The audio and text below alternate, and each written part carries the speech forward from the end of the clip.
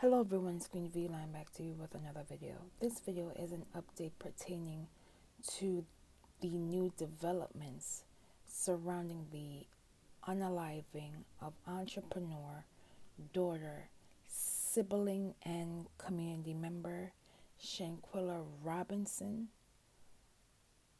that occurred last month when she traveled with a group of so-called friends to Cabo, but she never made it back home. I would like to express my continued condolences to the Robinson family during this difficult time. I would like to address the misinformation that has been spread all over social media in the past couple of days as it pertains to the gender identity of the person that touched Shanquella Robinson in the now viral video. To the person that started this unfortunate rumor, did you know that while 16% of persons living in the United States identify as transgender, did you know that at least 79% of unaliving is black transgender people? And did you know that 90% of targeted attacks is towards black transgender women? This type of misinformation and disinformation is harmful to not only Shanquella Robinson, but to the transgender community that is constantly being attacked. At the end of the day, we know the identities of the persons that went on the trip with Shanquella Robinson to Cabo. This is not the time to cause chaos within the community. At the end of the day, our main objective is seeking justice for Shanquella Robinson and not causing chaos for persons vulnerable in our community. And understand that this type of misinformation and disinformation can hinder the ongoing investigation in this case and other cases moving forward.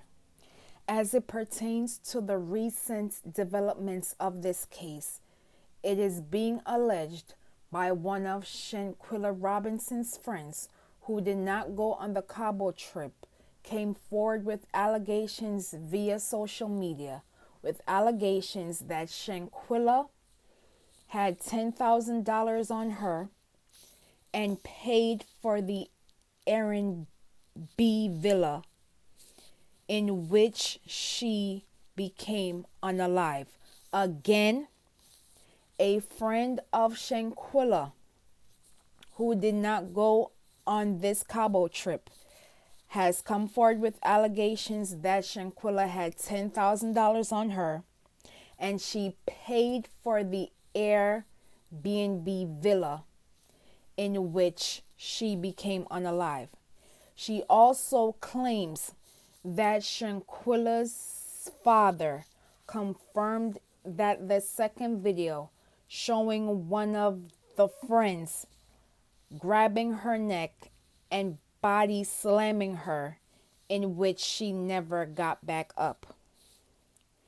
If these allegations turn out to be true, that they not only took Shanquella Robinson's life, but also took her money, it confirms what I've stated before.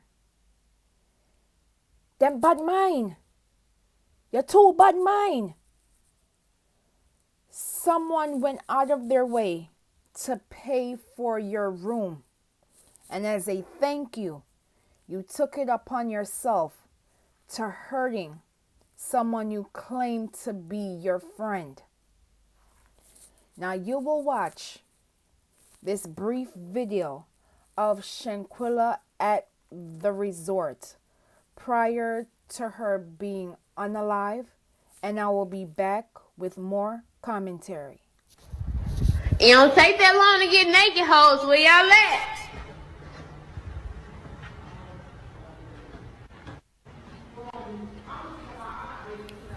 She told me I'm gonna keep it hot. You gonna keep it hot? What? I'm gonna keep my hot bathing suits that I don't want to wear because it's cute as fuck. What Go said? They croup. Yeah. the one that's like mediocre is in my check-ins. I can't wear them.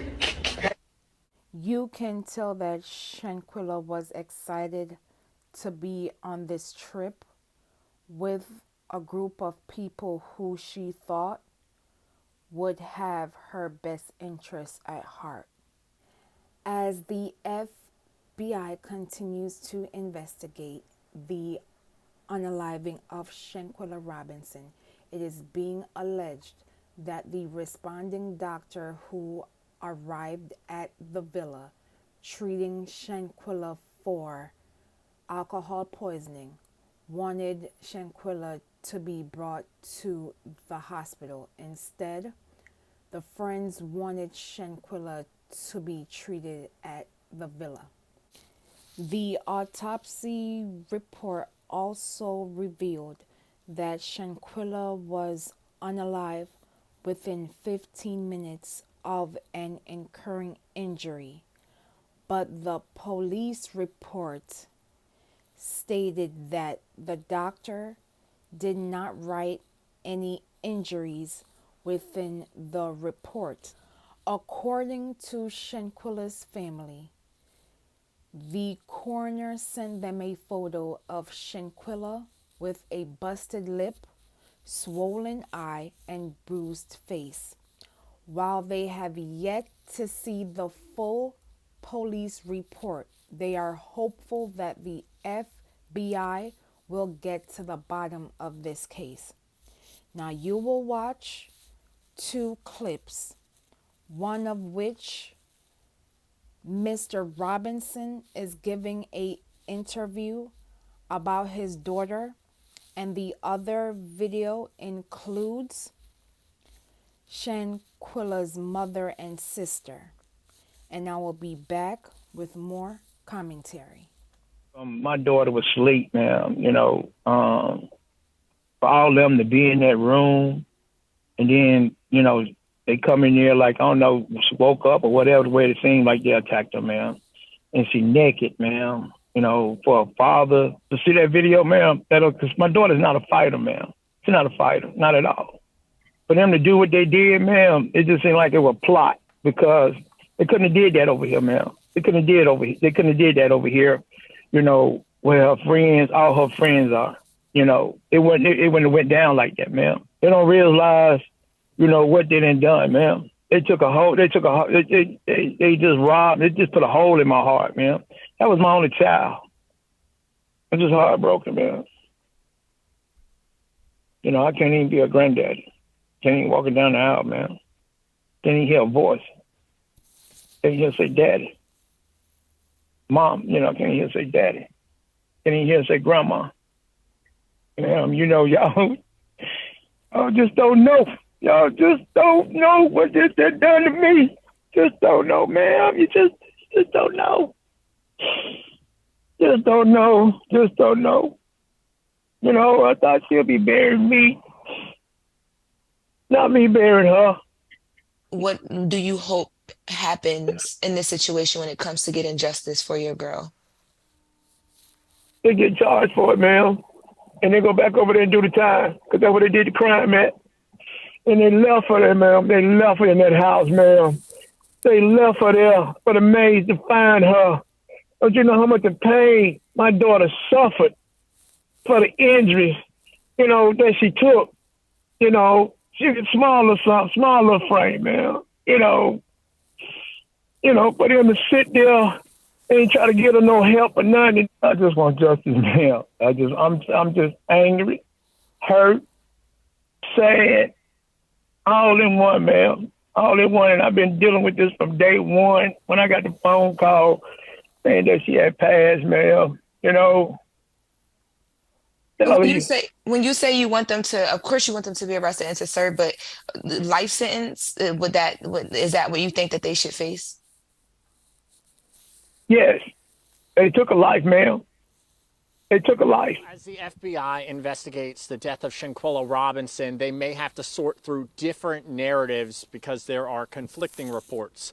A Cabo publication by the name of Metropola MX says they obtained a police report claiming that Shanquella Robinson died of cardiac arrest and doctors attempted to revive her. A Channel 9 producer and our partners at Telemundo spoke to that Cabo reporter today about his investigation. According to him, the report says that friends told the responding doctor that Shanquella drank a lot of alcohol and that friends wanted her treated in the room, not at the hospital. But it doesn't mention the severe spinal cord and neck injuries that the death certificate lists Shanquella's cause of death as. Alcohol was never mentioned in this autopsy. Her sister and mother tell me the coroner sent them a picture of Shanquella with a busted lip, swollen eye, and bruised face.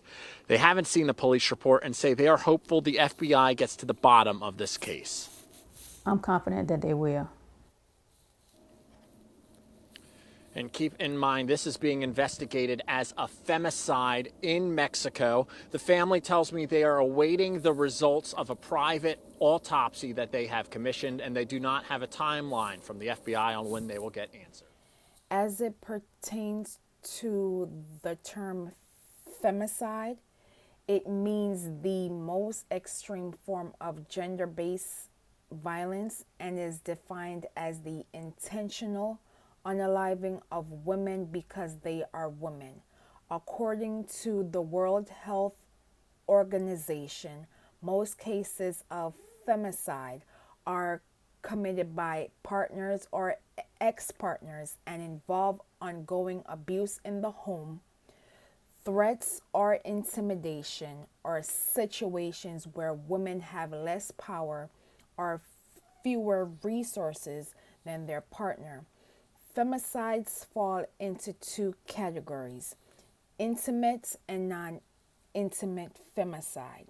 The former refers to the unaliving of women by current or ex-partners, while the latter encapsulates the unaliving of women by people with whom they had no intimate relationship.